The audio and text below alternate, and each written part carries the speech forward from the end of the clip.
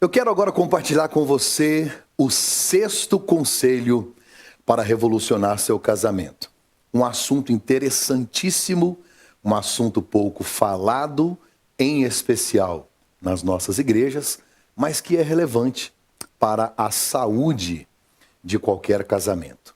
Dedique tempo para o sexo.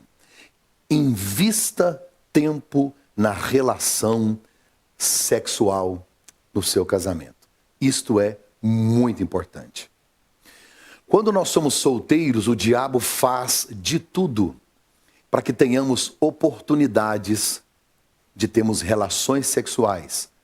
Quanto mais, com mais pessoas, fora do propósito, porque quem criou o sexo foi Deus e chamou ele de casamento. Há um lugar, há um tempo, há um momento para que ele seja desfrutado. Ele é bênção, no lugar certo e na hora certa. Por isso, nós, depois que casamos, percebemos que o diabo faz de tudo para que nós não tenhamos tempo para cumprir com o outro o propósito que Deus determinou para nós. Eu quero ler Provérbios capítulo 5, versos 15 a 19, para nós comentarmos alguma coisa sobre a sexualidade no casamento. Bebe a água da tua própria cisterna, das correntes do teu poço. Derramar-se-iam as tuas fontes para fora, e pelas ruas ribeiros de águas. Sejam para ti só, e não para os estranhos juntamente contigo. Seja bendito o teu manancial. Regozija-te na mulher da tua mocidade. Como corça amorosa e graciosa, cabra montesa, saciem-te os seus seios em todo o tempo, e pelo seu amor ser encantado perpetuamente. Na verdade, Salomão, ele não está trazendo um conselho, é uma ordem, é imperativo. Bebe a água da tua cisterna. Salomão está falando literalmente sobre sexo. É isso claramente que está no texto. Não tem muito que ficar procurando uma exegese, um contexto mais contextualizado, sabe? Tentar colocar aqui ou inserir outros fatos além do que estão escritos. Ele está falando literalmente que sexo é beber água. Não tem como matar a sede sem beber água. Não tem como sobreviver num relacionamento se você não matar a sede natural, normal de todo ser humano, que é a relação sexual. É óbvio que com o passar do tempo, a frequência na relação sexual diminui por causa de hormônios, por causa da idade, por causa de uma enfermidade. Existem casos e casos. Vamos falar em regra geral, um casal que está em plena atividade, em plena saúde e que já não tem mais seus encontros amorosos, que não bebe da sua própria cisterna. O texto é lindo. Bebe, não deixa derramar pelas ruas, não deixa a cisterna derramar, precisa ser consumida, precisa ser bebida. Aí ele diz, derramar-se-iam as tuas fontes, ou ribeiro de água. Não, não, é só para você, não deixa derramar não, não deixa ir para fora, não pode ser para estranhos. Aí ele vai falar do manancial, que é aonde jorra a fonte para matar a sede. Gente, ele está falando do órgão genital. Aí ele diz assim, abençoado, bendito seja o teu manancial, a fonte que mata a sede. Olha que lindo, Deus é maravilhoso. Aí ele diz, regozija-te, ou seja, curta, aproveite, dedique tempo com a mulher da tua mocidade. Não é com uma jovem mulher, não. A mulher da tua mocidade. Aquela que vem com você desde a tua mocidade. Infelizmente, o que a gente percebe hoje é muita gente trocando a guerreira por uma aventureira. Não. A Bíblia está dizendo: desfrute com a mulher da tua mocidade, aquela que caminhou com você até aqui. E aí diz assim, que você deve saciar sua sede, tá aqui ó, todo o tempo. Sabe aonde? Está escrito, isso é Bíblia, nos seios dela. Eu acho a Bíblia maravilhosa. Tá vendo que não tem complexidade, não tem que ficar numa interpretação de... Não, está escrito, é simples, é literal, é bíblico e é saudável. Qual o nosso problema?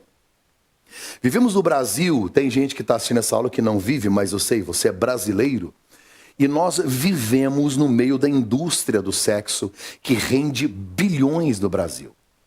Acesso fácil à pornografia. Na verdade, o Brasil, gente, vive a sexolatria. Sexolatria, tudo tem sexo. Eu estou preocupado com a erotização de crianças. Essa questão da ideologia de gênero, que não é o nosso assunto, podemos falar em outra oportunidade, mas também esta sexolatria, trazendo essa erotização a crianças, a adolescentes, informações que eles não deveriam ter ainda, e informações erradas, deturpadas. Sabe, o governo há muito tempo tentou erotizar nossas crianças, trazendo cartilhas que mostram e trazem instruções sexuais para crianças que ainda não estão preparadas para aquilo. Então, ou seja, nós estamos num país onde o sexo foi banalizado, extremamente ridicularizado. E isso me preocupa. É muito importante a educação sexual. Ensinar em casa, ensinar na igreja, ensinar nas escolas. O que me preocupa é o que é que estão ensinando. E aí eu vou te fazer uma pergunta. Você foi orientado sobre sexo antes de entrar no seu casamento? Você recebeu uma instrução bíblica a respeito? Você leu algum livro coerente que tem fundamento bíblico e científico a respeito da sua sexualidade? Como seus pais trataram de sexo dentro da sua casa? Houve algum bate-papo, alguma conversa? Houve alguma orientação sexual? Como é que você, pai e mãe, trata com seus filhos desse assunto? Aliás, como você, marido, você, mulher, tem conversado a respeito disso? Ou nem falam nesse assunto? Eu vou repetir o que eu disse na aula de comunicação. A área do seu casamento, sobre a qual vocês não falam, provavelmente está morrendo. É preciso discutir, falar, conversar e abrir o coração, para que haja acordo, entrosamento, para que gere comunhão em todas as áreas, em especial nessa área. O sexo é um presente de Deus para você, mulher, ou é um fardo que você tem que carregar, uma obrigação matrimonial? Você ainda acha que sexo é sujo, é pecado, é errado? Isso me preocupa. Um dos maiores presentes que Deus deu ao ser humano, uma relação sexual sadia, orgásmica, prazerosa para ambos. Nós temos o manual, nós temos a instrução. Se tem alguém que é obrigado a viver sexualmente bem, somos nós, que estudamos a Bíblia, que temos a orientação, que temos o manual prático, que temos cantares de Salomão, que temos textos em Provérbios, que temos tantas outras instruções bíblicas tão claras, tão simples, tão objetivas e que podem nos ajudar tanto nessa área. Como é que está a sua relação sexual? Como é que você está? Eu vou trazer aqui algumas definições. Primeiro, o que é sexo? Sexo são as nossas diferenças físicas e anatômicas, certo? Sexo masculino, sexo feminino. Então, eles estão querendo hoje separar sexo de gênero. O seu sexo é masculino, mas você escolheu no gênero ser feminino. Sexo é homem, mas o gênero é mulher. Não existe isso na Bíblia. Macho e fêmea os criou. É tipo um ponto final. Macho e fêmea os criou. Morreu o assunto e não tem outra forma. É só essa. Isso é Bíblia. Macho e fêmea os criou. Então o texto bíblico vai nos dizer assim, é macho e fêmea, não há outra definição. Por isso que eu não vou falar de gênero. Sexo Diferenças físicas e anatômicas e psíquicas. Então, é menino e menina, homem e mulher. Sexualidade é a parte psíquica do sexo, não é a parte física, é a parte psíquica. É a atração natural que o homem sente pela mulher, a mulher sente pelo homem. O que é a sexualidade? É a masculinidade, é a feminilidade, é a expressão da masculinidade e a expressão da feminilidade. Por isso, tem gente que nasce homem, sexo homem. Mas na sua formação, na formação da sexualidade, houve algum problema, algum trauma. Então essa pessoa se comporta com uma sexualidade errada. E isso pode acontecer, mas também há um acompanhamento, pode ser médico, psicológico, para te orientar nisso. Outras definições: sexo, sexualidade, erotismo. Erotismo são os impulsos, é o conjunto de impulsos que nos impelem ao ato sexual. Tudo isso é saudável, tudo isso é maravilhoso e isso está no nosso organismo, Deus fez com tanta excelência. Qual que é a importância do sexo no casamento? Qual a importância do sexo no casamento? O sexo é bênção. Bênção, porque ele vai gerar algumas coisas no casamento. Primeiro, companheirismo. Quanto melhor a relação sexual, mais companheiros se tornam. Quanto melhor e mais saudável for a sua relação sexual, mais companheiros você se torna. Outra bênção do sexo no casamento: unidade física, emocional e espiritual.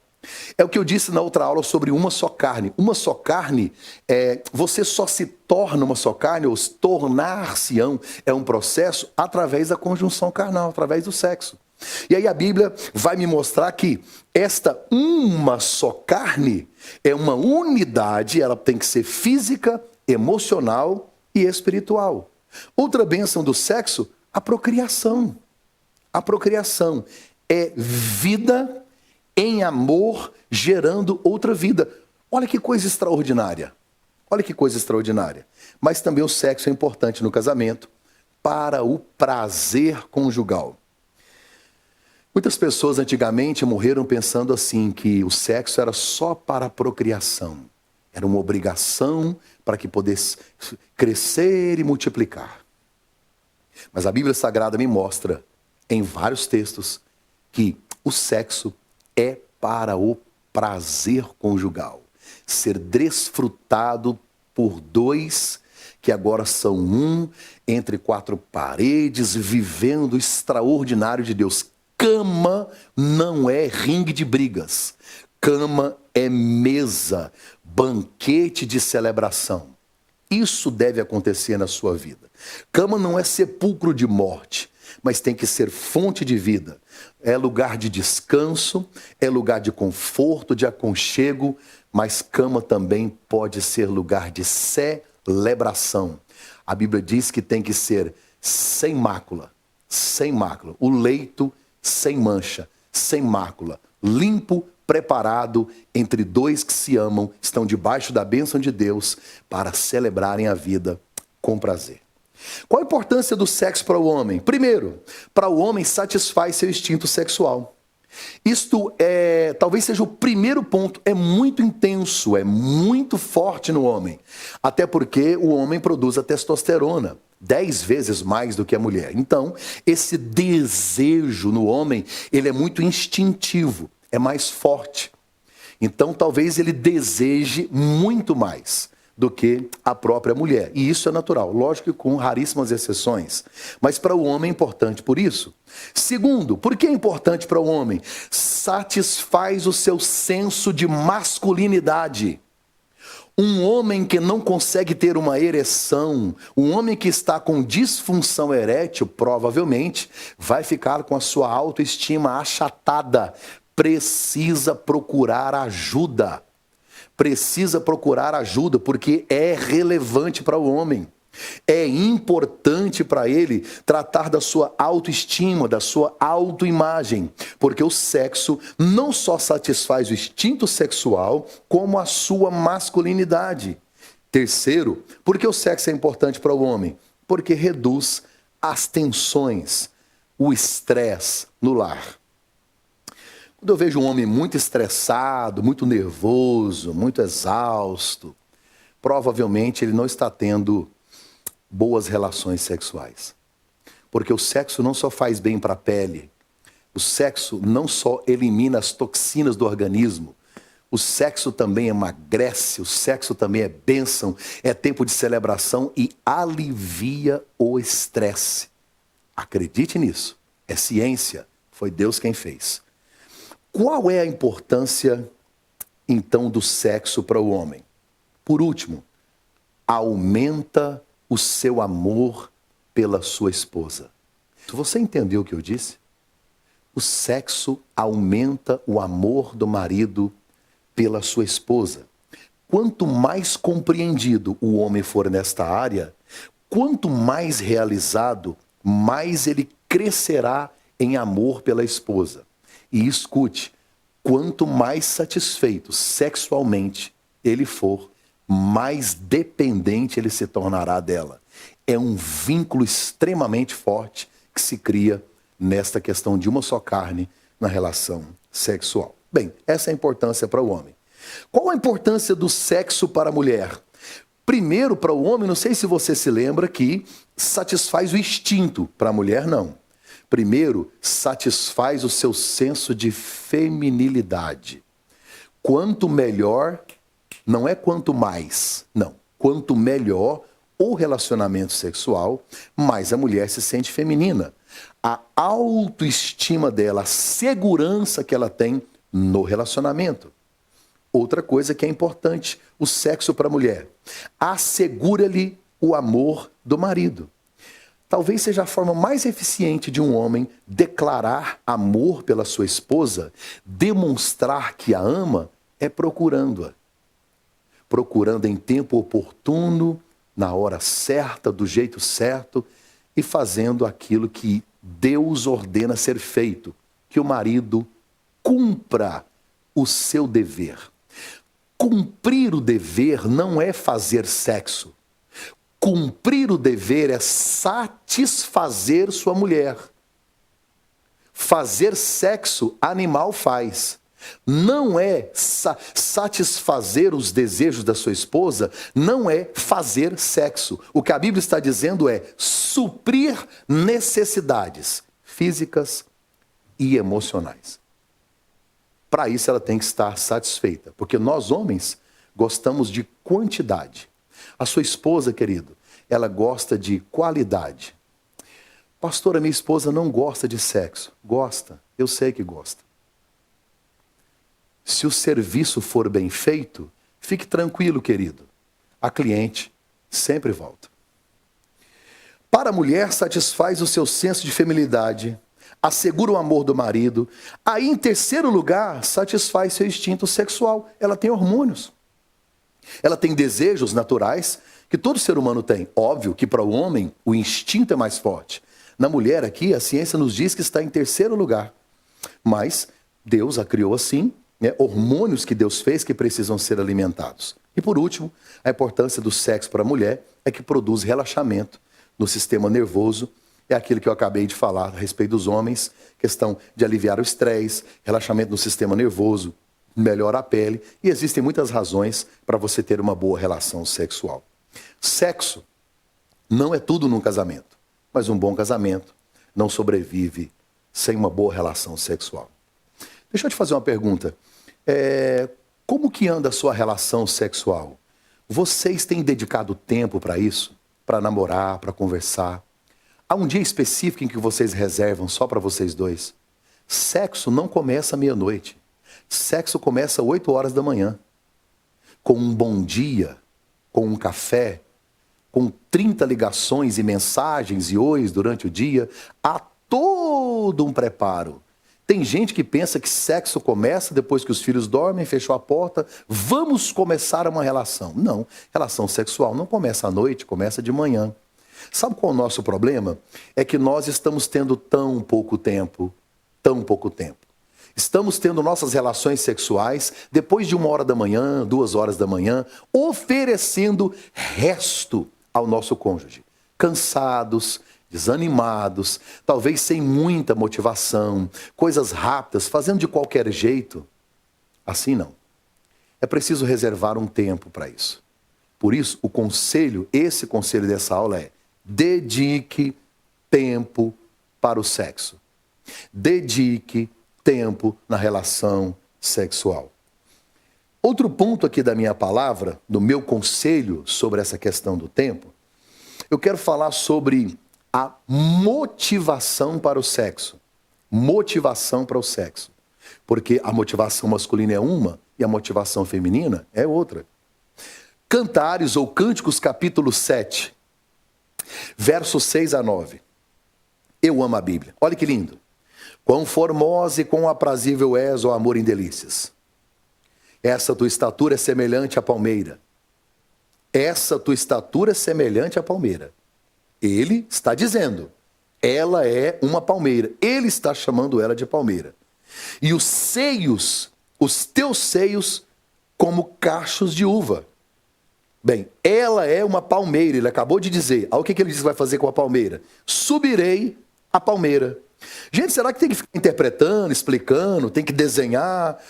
Olha como a Bíblia é maravilhosa. Eu subirei a palmeira, pegarei em seus ramos. Olha que lindo. Então, sejam os teus seios como os cachos da vide. Sejam os teus seios como uva. Você está entendendo o que a Bíblia está dizendo? Eu preciso desenhar, traduzir.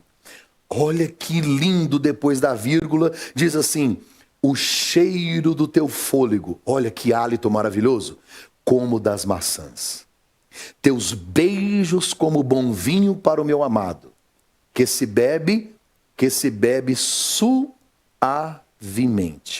e se escoa pelos lábios e dentes. Meu Deus, a Bíblia é maravilhosa.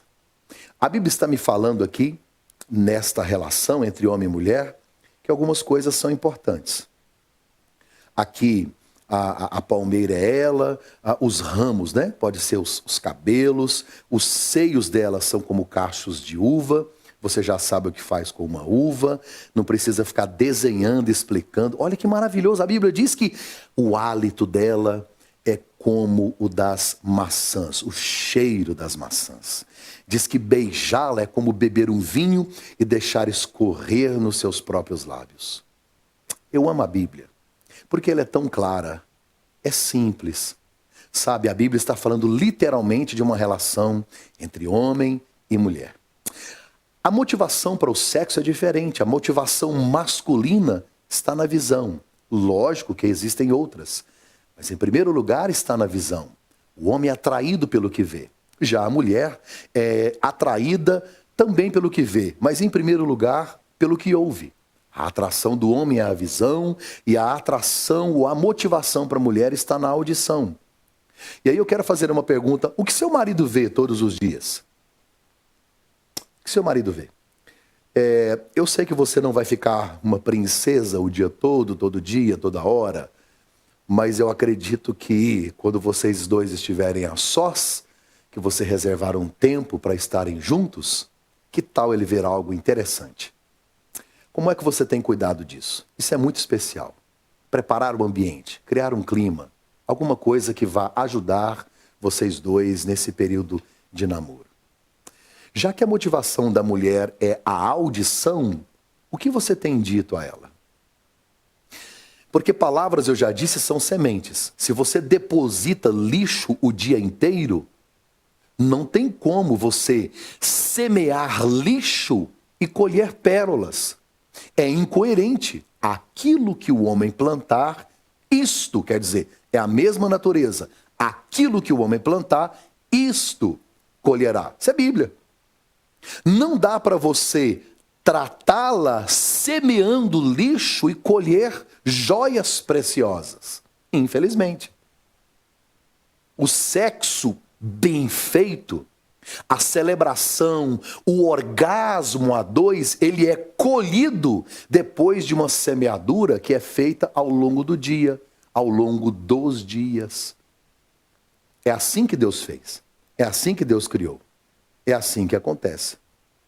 Como ter uma boa relação sexual? Como ter uma boa relação sexual? Cantares capítulo 7. Olha o que o texto diz. Cantares 7, versos 11 e 12. O que eu acho interessante aqui é que esse texto é um convite que a mulher está fazendo para o homem. Ela está chamando ele para fazer sexo. Ela está convidando ele para ter uma relação sexual. Não é lindo? Eu estou falando de um texto que foi escrito há séculos atrás. Olha o que ela disse. Olha o que ela disse. Capítulo 7, verso 11 de Cantares. Vem, ó amado meu. Saiamos ao campo, passemos as noites nas aldeias. Levantemo-nos de manhã para ir às vinhas. Vejamos se florescem as vides, se estão abertas as suas flores, e se as romãzeiras já estão em flor. Ali te darei o meu amor. Primeiro convite dela, vamos passear? Vamos mudar o ambiente? Vamos sair comigo? Vamos conversar fora de casa? Vamos a um lugar interessante? Estou inventando, pastor? Você está inventando? Não, eu estou lendo, é Bíblia. Vem, amado meu. Vem para a cama? Não. Vem fazer sexo? Não. Isso é Bíblia. Ela está ensinando o que ele tem que fazer. Vem, amado. Saiamos. Saiamos. Que lindo. Vamos passar algumas noites nas aldeias. Vamos passear. Vamos fazer uma viagem. Vamos a algum lugar diferente. Aí ela diz que vai chamar ele para entregar o amor dela. Só que ela diz assim, ó. Levantemo-nos de manhã. Ela está ensinando para ele que horas que começa o sexo. Ela disse, levantemo-nos de manhã. É aqui que começa. Para que a gente vá às vinhas, veja se as flores já estão, sabe? Se as vides já estão florescendo. Porque há um tempo de espera para que as flores floresçam. Há um tempo para que as coisas aconteçam. Aí se as romãzeiras já estão em flor, se as flores já estão abertas. Aí ela diz que quando chega lá, depois de sair, de passear, de levantar de manhã, de fazer tudo isso, o final do texto ela diz, ali, olha que interessante, não é nem em casa, é fora de casa, num lugar diferente, com criatividade, com segurança. Ali te darei o meu amor. Que lindo, gente. Como é que você vai ter uma boa relação sexual? Primeiro, dediquem tempo nas preliminares. Dediquem tempo nas preliminares. Não tenha pressa. Pegue seus filhos, mande para casa de alguém, reserve um tempo para isso. O conselho desta lição é: dedique tempo para o sexo. Sem criança, sem confusão, sem ninguém, só os dois. É importante, é relevante ficarem sozinhos, sem ninguém, sem nada. Você pode proporcionar esse momento? Sim. Se organize para isso. Porque é importante. Não faça de qualquer jeito. Dediquem tempo nas preliminares. Está no texto. Vamos sair, vamos passear, vamos conversar, vamos trocar elogios, palavras, vamos levantar de manhã, a gente vai conversando e, na verdade, há uma preparação. Gente, que coisa maravilhosa. Que texto maravilhoso. Deus é lindo. O que eu amo em Deus são os detalhes. Ele vai te ensinando, te mostrando. Só não aprende quem não quer. Dediquem tempo nas preliminares, aquilo que vem antes da relação sexual. B. Cuide da higiene pessoal. Cuide da higiene pessoal. Ah, pastor, tem que falar isso? Tem, até porque está na Bíblia. Olha o que ela disse. O seu hálito é como o cheiro da maçã. Como é o seu? Porque não dá para você manter uma relação sexual saudável se você não tem uma higiene saudável. Limpo, cheiroso. Eu nem queria falar sobre isso, eu acho tão pequeno. Eu acho que é perca de tempo. Não é possível que em pleno século XXI alguém não cuide da higiene pessoal. antes de estar com seu cônjuge em um momento especial. Em nome de Jesus. Aprenda, estude, conheça nessa área, leia. Quantos livros você já leu sobre sexo? De gente séria, de pastores de credibilidade, que vão te orientar e que vão te ensinar. Ou você traz do seu passado tudo que você viveu lá atrás, pega tudo isso num pacote e joga na cama no seu casamento. Aliás, a sua relação sexual, ela é prazerosa? É com amor? Deixa eu fazer uma pergunta para você que é macho. Quando você termina a relação sexual, a sua mulher se sente amada ou abusada? Sabe por que você não sabe? Porque você nunca teve coragem de perguntar. Abra o jogo. Os dois estavam nus e não se envergonhavam. Esse é o projeto de Deus. A vergonha veio depois da queda.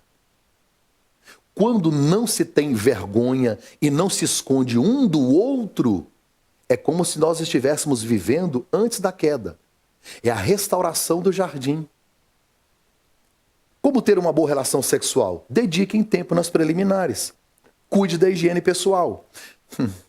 Conheçam as partes erógenas um do outro. Erógeno não é nome de remédio, tá? São as partes sensíveis ao toque. E aqui eu dou um conselho aos homens. Porque você já sabe qual a parte do homem é erógena. Ah, você já sabe. Eu não quero falar sobre isso porque você já sabe.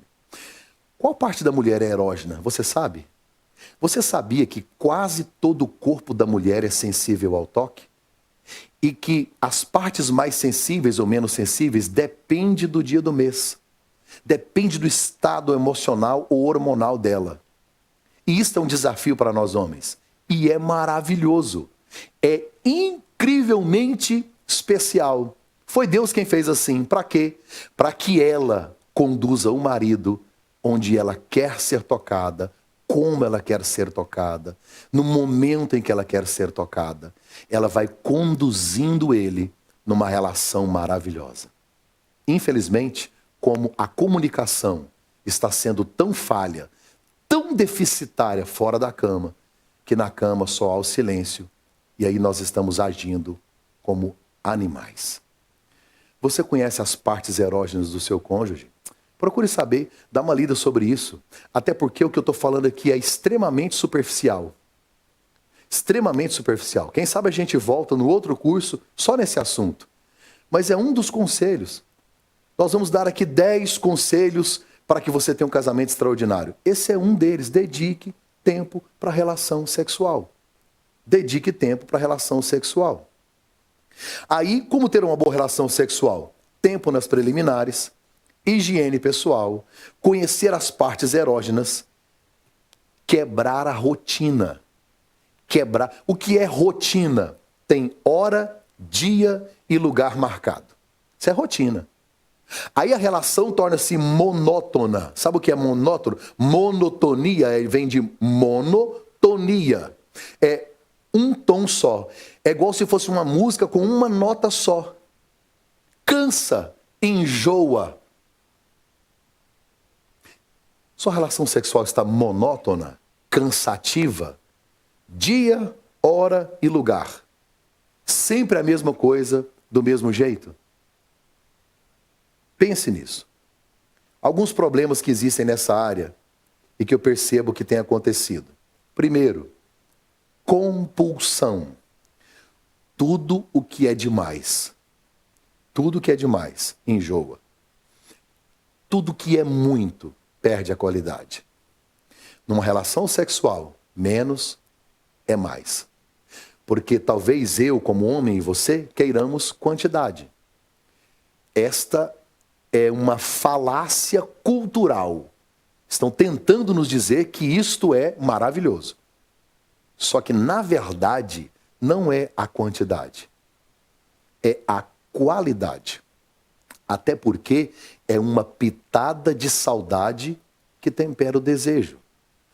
Eclesiastes 3 diz que há tempo de abraçar e tempo de deixar de abraçar. Não é a quantidade. É fazer bem feito. Tem gente que é doente. Fazer sexo por fazer é rebaixar-se ao instinto animal.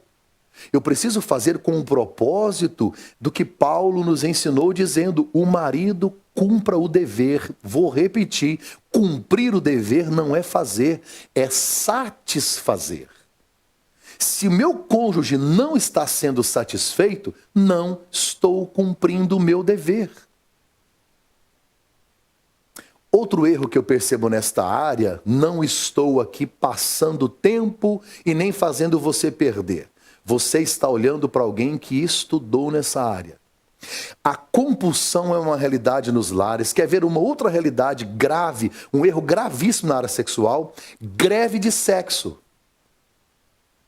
Greve de sexo. Não negue ao seu cônjuge o que lhe é devido. Pague. Paulo diz que tem que pagar o que é devido. É uma dívida. Quando você contrai o matrimônio, quando se torna uma só carne, passa a ser uma dívida. Tem que ser paga. E aí tem gente que faz greve de sexo.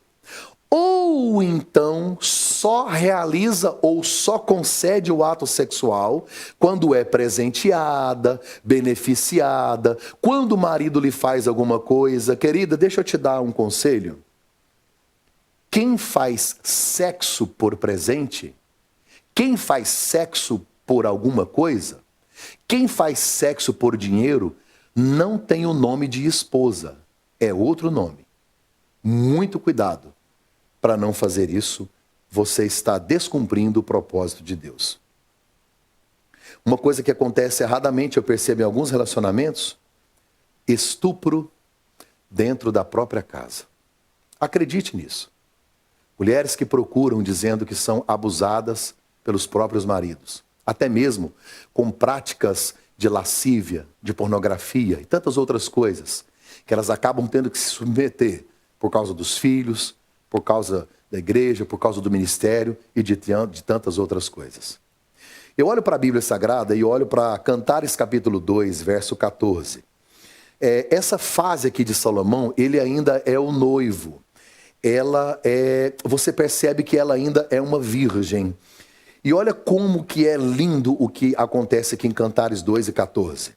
Ele diz assim: pomba minha, que andas pelas fendas das penhas, no oculto das ladeiras, mostra-me a tua face, faze-me ouvir a tua voz, porque a tua voz é doce e a tua face graciosa. Esse aqui é o período da lua de mel, olha que lindo.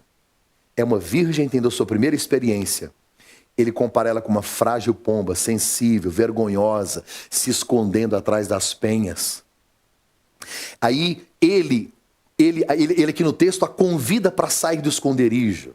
Sabe, ele convida para que ela se entregue. Ele convida para que ela venha se render ao amor dele. Ele deseja intimidade, mas que ela fique à vontade. Sabe, ele não força, ele não obriga, ele pede para que ela se mostre. Pedro, escrevendo sua primeira carta, no capítulo 3, primeira carta de Pedro, capítulo 3, verso 7, Pedro dá um conselho para os homens, ele diz: maridos, igualmente vós maridos, coabitai com vossas mulheres com entendimento, dando a elas honra como vaso mais frágil, como corredeiras à graça da vida, para que não sejam impedidas as vossas orações. Quando eu maltrato a minha esposa na cama, Deus não ouve as minhas orações. O céu se fecha. Eu preciso tratá-la com honra, com dignidade, em um leito sem mácula. É o que a Bíblia está dizendo. E aqui vai uma pergunta que não quer calar. Vale tudo entre quatro paredes? Já ouviu dizer isso? Já ouviu alguém dizer isso? Eu já ouvi. Já vi até, inclusive, palestra de gente falando sobre isso. Vale tudo dentro de quatro paredes? O que você acha? Pense, responda, analise. O que você acha? Vale tudo entre quatro paredes? Você vai anotar aí, vai assistir isso de novo, porque você tem que fazer quatro perguntas. Quatro perguntas para saber se vale ou não tudo dentro de quatro paredes. Primeira pergunta: É proibido nas Escrituras? Isso aqui é lei. Regra de fé. A Bíblia proibiu. Está proibido. Não tem argumentação. Eu acho, não, você não acha. Ah, o fulano, não, fulano. Morreu o assunto, é ponto final. Está na Escritura? Morreu o assunto, ok? É proibido na Escritura? Está proibido. Então não vale tudo entre quatro paredes. Ah, não, porque a gente concordou, porque não, esquece isso, é Bíblia. Tem na Bíblia alguma orientação? Então morreu o assunto. Pastor, não tem na Bíblia. Posso ou não? Aí você vai para a segunda pergunta. Isso envolve outra pessoa? Um objeto de desejo? Um instrumento para excitação? Será que não estou terceirizando o meu desejo? Inserindo na minha cama uma terceira pessoa? Porque aí você vai ouvir a palavra de Jesus que disse que se você olha para uma mulher com desejo, já adulterou com ela. Deitar-se com a sua pensando em outra, deitar-se com o seu, inserindo no contexto, mesmo que seja mentalmente, uma outra pessoa, então não vale tudo dentro de quatro paredes. A primeira pergunta é proibido na Escritura? Segundo, envolve uma outra pessoa, um objeto de desejo, alguma outra coisa? A terceira pergunta, o que você está querendo praticar no seu quarto está forçando ou ferindo os princípios do seu cônjuge? Porque se aquilo que você quer fazer não tem na Bíblia, mas fere o princípio do outro, lógico que não deve ser feito. Porque o corpo é templo do Espírito Santo, e se você fere o princípio do outro, se isso prejudica, se isso o fere, se isso machuca, se isso entristece, você não pode fazê-lo. Porque a Bíblia diz que você tem que tratar o outro, como diz aqui, principalmente ela, como o vaso mais frágil, dando a ela honra. O que você quer fazer? Ela se sente honrada, em paz, tranquila? Vale tudo dentro de quatro paredes, pastor? As perguntas. É proibido na Escritura? Envolve uma pessoa, um objeto ou alguma outra coisa que vai ser inserida? Terceiro, você está forçando ou ferindo os princípios do seu cônjuge? Quarta pergunta que você vai fazer. É benéfico? Convém? Aí vamos ao texto bíblico. Tudo me é lícito, tudo. Só que nem tudo me convém. É benéfico? Um dia alguém falou assim, pastor, a Bíblia não fala sobre sexo anal entre homem e mulher, mas nem precisa, nem precisa. Quer saber se sexo anal é permitido ou não? Pergunte a um médico. Pergunte ao médico, é simples. É simples. Ora, se você entender cientificamente a quantidade de problemas, a quantidade de traumas e de tantas coisas ruins que advêm do sexo anal, você não ficaria perguntando sobre isso. Não, não tem necessidade. Algumas pessoas dizem, mas é prazeroso. Eu li um banner na rede social, achei interessante. Faça tudo o que te dá prazer. Assinado Satanás. Nem tudo que te dá prazer pode ser feito, pode ferir princípios, até porque, escute, a dor da colheita elimina o prazer do plantio. Pastor, e sexo oral? A gente precisa definir uma coisa. Carícia oral é uma coisa, sexo oral é outra coisa. A pergunta é benéfico ou convém? Pergunte a um médico se boca é lugar de esperma. É simples, gente. Não temos que ficar procurando o que não há. Se não tem na Bíblia, vá para a ciência, porque a Bíblia diz que o corpo é templo do Espírito. Eu não posso destruí-lo. Não posso prejudicá-lo. Não posso ferir os princípios do meu cônjuge. Então não tem muito o que dizer a respeito disso. Em outras aulas a gente volta para falar só nesse assunto. Mas eu acredito que você já entendeu. Você é inteligente, senão você não estaria fazendo um curso. Para finalizar, para que você tenha uma boa relação sexual, você precisa pensar em Cantares 2:6. Olha que lindo, olha que lindo. O que é que ela está dizendo?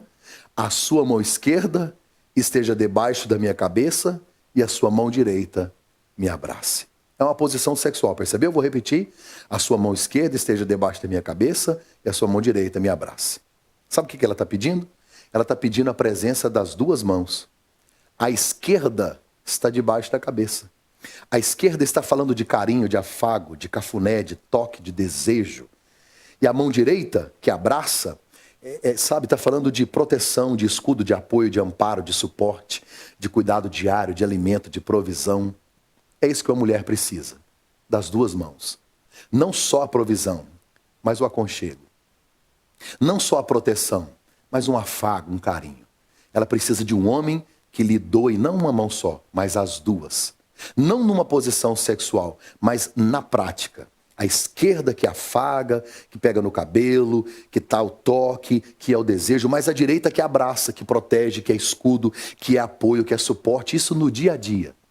Porque se uma mulher se sente amada, ela se entrega facilmente. Eu quero finalizar te dando um conselho nesta área aqui. Ore pelo seu relacionamento sexual.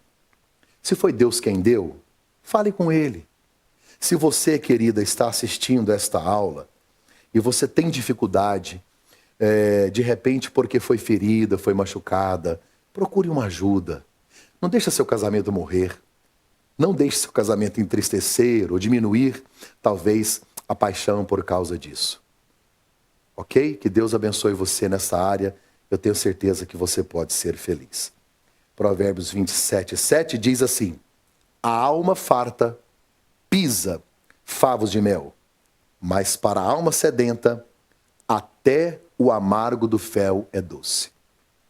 O que Salomão está dizendo é o seguinte: quando a alma está saciada, quando a alma está farta, ela olha para o mel e pisa, rejeita, porque está satisfeita. A alma farta pisa favos de mel. Não quero, eu não quero. Mel é bom, mel é gostoso, mel é maravilhoso, mas eu estou alimentado. Então eu rejeito o mel, não é porque não é bom, porque eu estou alimentado. A alma farta pisa favos de mel. Mas para a alma sedenta, até o amargo do fel é doce. Ou seja, não precisa ter mel, pode ser até fel. Mas se eu estiver com fome, se eu estiver sedento, eu vou querer o fel. E eu encerro te fazendo essa pergunta. Seu cônjuge está alimentado? Seu cônjuge está satisfeito sexualmente? Pergunte isso para ele. Olho no olho, sente na cama, compartilhe. Os dois estavam nus e não se envergonhavam. Compartilhe o segredo do seu coração. Viva feliz, Deus te abençoe na sua relação sexual.